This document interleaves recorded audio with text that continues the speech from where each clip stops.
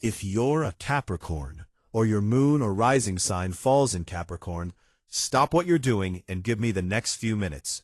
Because the second half of 2026 is not a quiet ride for you. From July all the way through December, the sky is going to move you through some of the most defining chapters of your entire year. This is your complete July to December 2026 half-yearly forecast, made specifically for Capricorn. And I'm not going to give you vague, one-size-fits-all fortune cookie lines. We're going to walk through every major planetary shift, month by month, so you know exactly when to push, when to pause, and when to protect what matters most. Here's the arc of your story.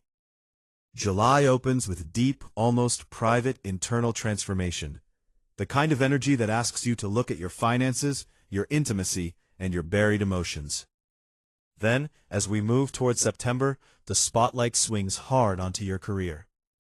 This is your professional peak, the moment the world finally sees what you've been building. And by December, everything turns inward again, but this time as renewal, as rebirth, as you stepping into a brand new personal cycle right before your birthday season. The whole theme of these 6 months, learning to balance intense professional visibility with the emotional grounding you genuinely need to not burn out. Ambition and rest, the climb and the recovery. That's your dance, so let's get into it. Before we go deeper, quick note, because a lot of you ask me this in the comments.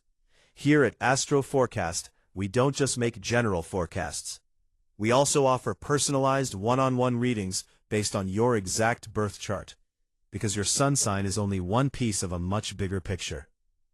If you want clarity that's actually about you, we offer birth chart readings, career readings, money and wealth readings, relationship compatibility and soulmate readings, marriage timing, year ahead and monthly forecasts, solar return readings, business astrology, and even question-based personal guidance, where you just bring one burning question and we map the timing for you.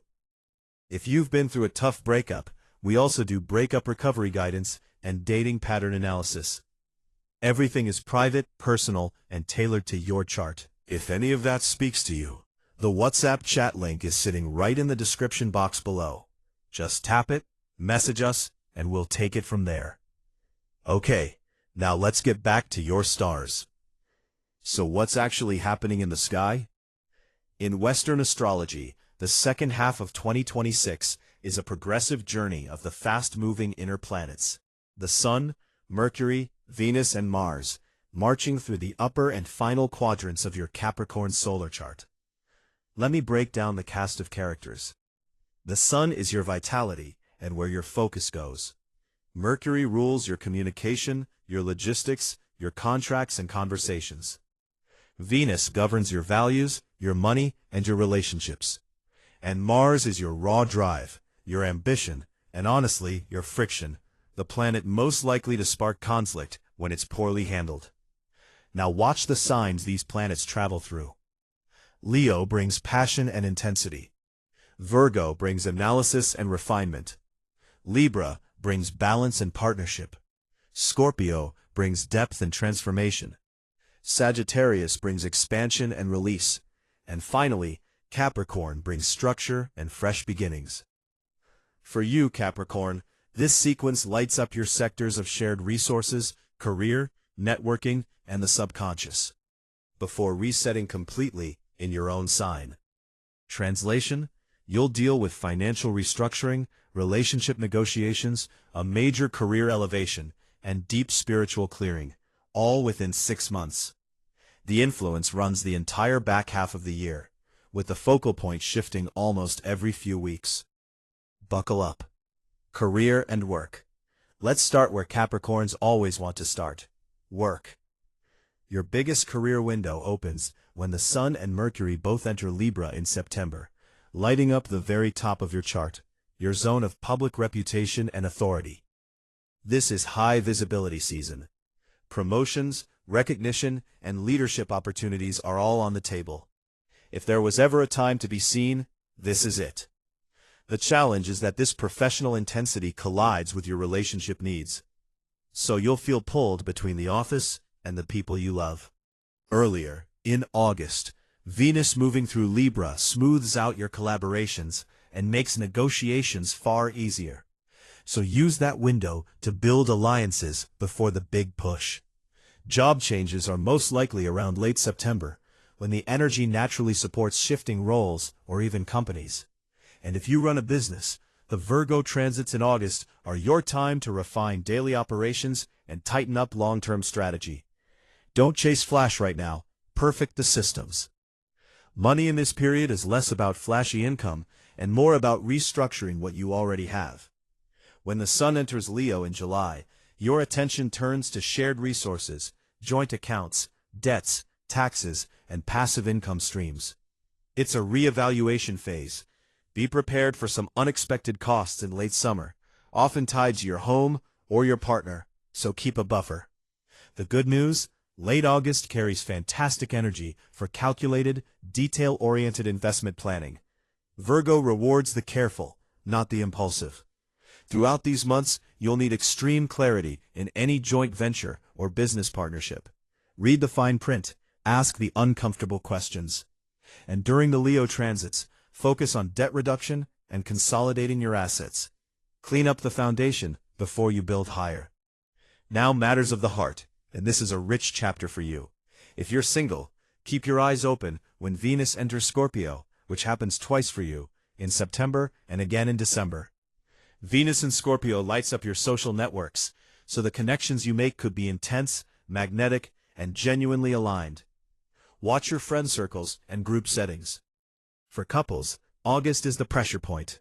Mars enters Cancer, sitting directly opposite your Capricorn placements, and that can spark friction with your partner.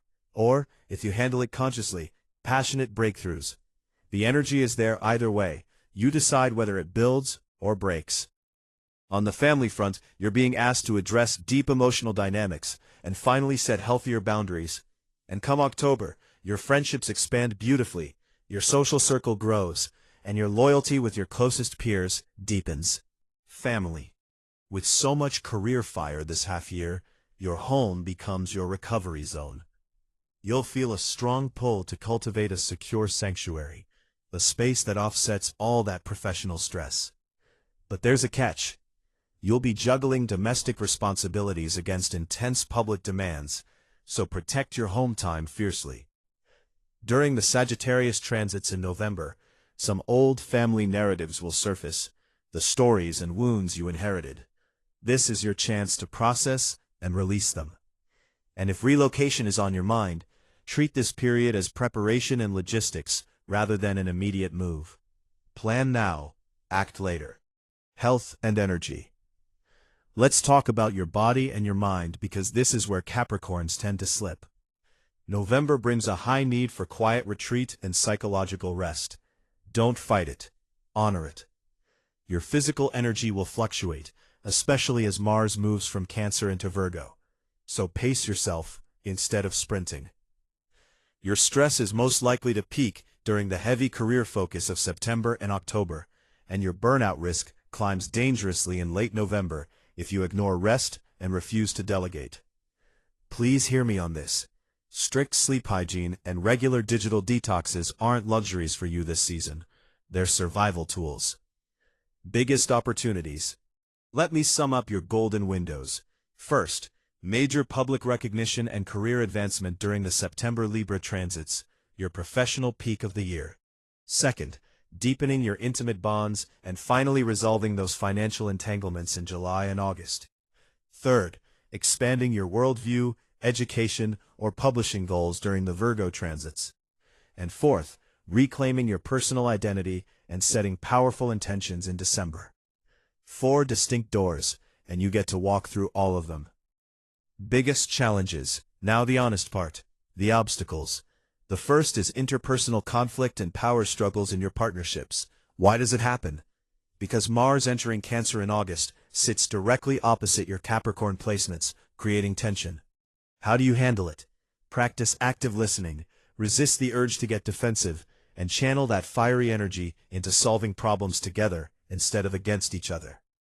The second challenge is burnout from overworking. Because all that heavy career activity in Libra tempts you to prioritize work over rest, again and again.